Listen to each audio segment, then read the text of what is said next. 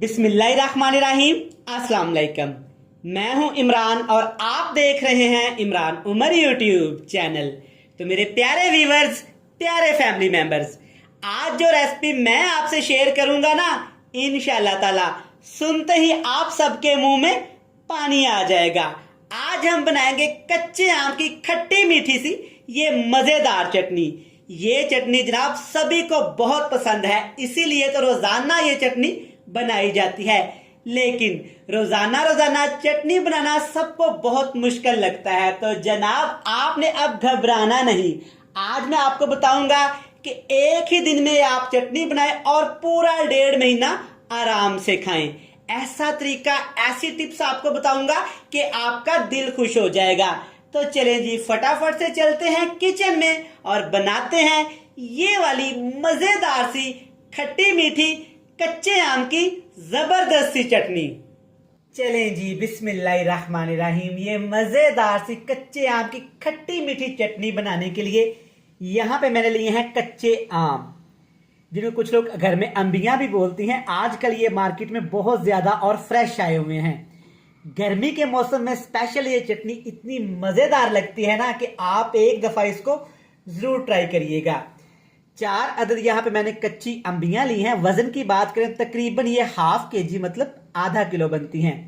3 यहाँ पे छोटे साइज के टमाटर लिए हैं, थोड़ा सा पुदीना लिया है।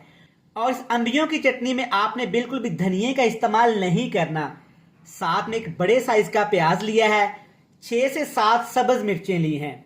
यहाँ पे सब्ज मिर्च की बात करते हैं।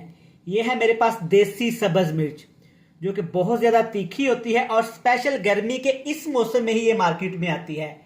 आपने आम की चटनी में इस मिर्च का ही इस्तेमाल करना है।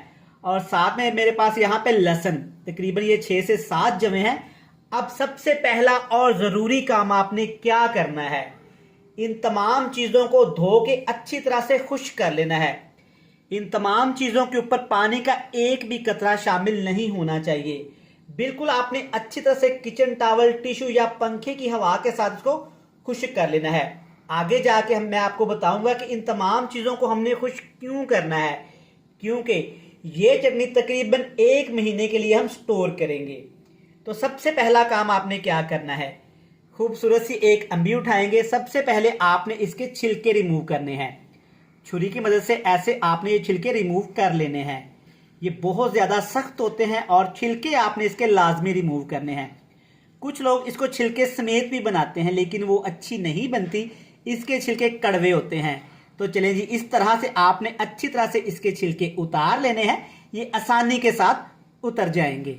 ले जी, अल्हम्दुलिल्लाह तमाम चीजों को मैंने यहाँ पे अच्छी तरह से काट लिया है। जो कच्चे आम है ना, इस तरह से आपने छोटे छोटे क्यूब्स कर लेने हैं।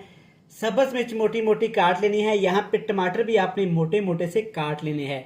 और पुदीने के पत्ते भी यहाँ पे आपने अच्छी तरह से धो के काट लेने हैं। अब यहाँ पे मैंने क्या किया था, कच्चे आम के अंदर एक गुठली होती है, ये आपने लाजमी रिमूव करनी है, आसानी के साथ हो जाती है। अब जनाब आपने क्या करना है, इन तमाम चीजों को चॉपर में डाल के, कूंडी डंडे में डाल के, जिसमें आपका दिल करे, जो भी आपके घर में आसानी के साथ चीज अवेलेबल हो, उसमें डाल के आपने इसको अच्छी तरह से चॉप कर लेना है। मतलब कि इसको दरदरा सा पीस लेंगे, ज्यादा इसका पेस्ट नहीं बनाएंगे। मैं यहाँ पे इसको चॉपर में अच्छी तरह से चॉप करूंगा। यहाँ पे तमाम चीजें चॉपर में अच्छी तरह से सेट करके आपने इनको दरदरा सा पीस लेना है। अगर आपके घर में चॉपर अवेलेबल नहीं है तो आपने इसको कुंडी डंडे में डाल के कूट लेना है, या जूसर जग में डाल के अच्छी तरह से इसका दरदरा सा पेस्ट बना लेना है।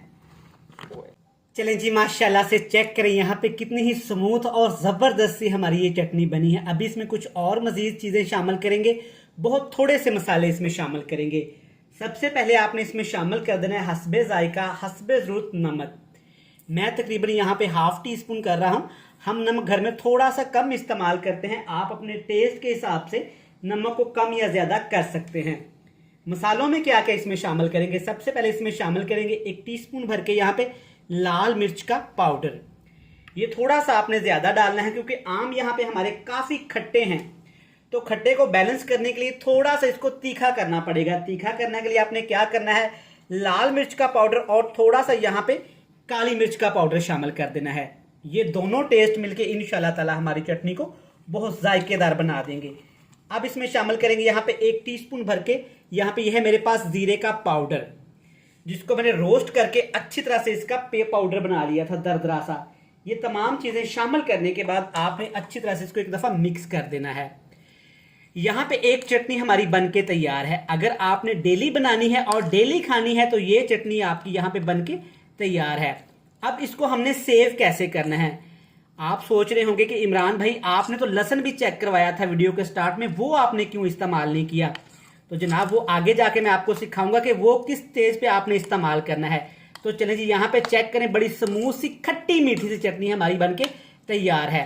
ये चेक करें, माशाल्लाह अल्हम्दुलिल्लाह, यकीन करें बोला नहीं जा रहा, मुंह में से पानी आ रहा है, इतनी मजेदार और ये खुशबूदार तैयार हुई है। तो इसको करते हैं जी साइड पे। तो चले जी, अब वो प्रोसेस शुरू करते हैं जिसका आप सबको इंतजार है कि इस चटनी को हमने महीने भर के लिए सेव कैसे करना है। चलें जी, अब है जी वो प्रोसेस जिसका आप सबको इंतजार था। एक कढ़ाई लेंगे, इसमें तकरीबन 2 खाने के चम्मच आपने घी इस्तेमाल करना है। चटनी को सेव करने के लिए जब भी आपने ये रेसिपी बनानी है तो आपने घी का इस्तेमाल करना है। अब इसमें शामिल करेंगे जनाब लहसुन और 6 से 7 यहाँ पे कश्मीरी लाल मिर्च। कश्मीरी लाल मिर्च आपने लाजमी शामिल करनी है।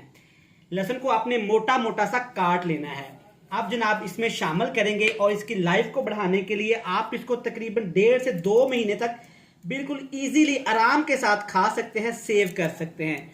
उसके लिए आपने क्या करना है, इसमें शामिल करेंगे यहाँ पे 1 खाने का चम्मच सफेद सिरका यानी कि वाइट विनीगर्स।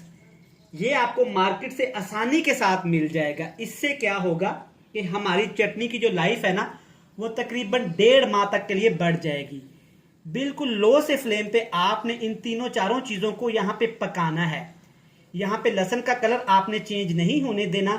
यहाँ पे जो व्हाइट विनीगर डाला है ना, उसकी वजह से ऑयल के अंदर छोटे छोटे से ऐसे क्रिस्टल से बनेंगे, आपने परेशान नहीं होना। अब यहाँ पे इसको पकाएंगे बिल्कुल लो टू मीडियम फ्लेम पे तकरीबन 2 से 3 मिनट। यहाँ पे चेक करें कि ऑयल का कलर यहाँ पे रेड हो गया है। व्हाइट विनीगर ने अच्छी तरह से यहाँ पे अपना काम कर दिया है। अब इसमें शामिल करेंगे जनाब चटनी, जिसको पहले से ही हमने तैयार करके रख लिया था। इस तरीके से आपने ये सारा प्रोसेस फॉलो करना है इंशाल्लाह ताला। अब ये मज़ेदार खट्टी मीठी चटनी आपको डेली बनाने की कोई ज़रूरत नहीं, एक ही दफ़ा बनाएं और महीना भर यहाँ पे खाएं।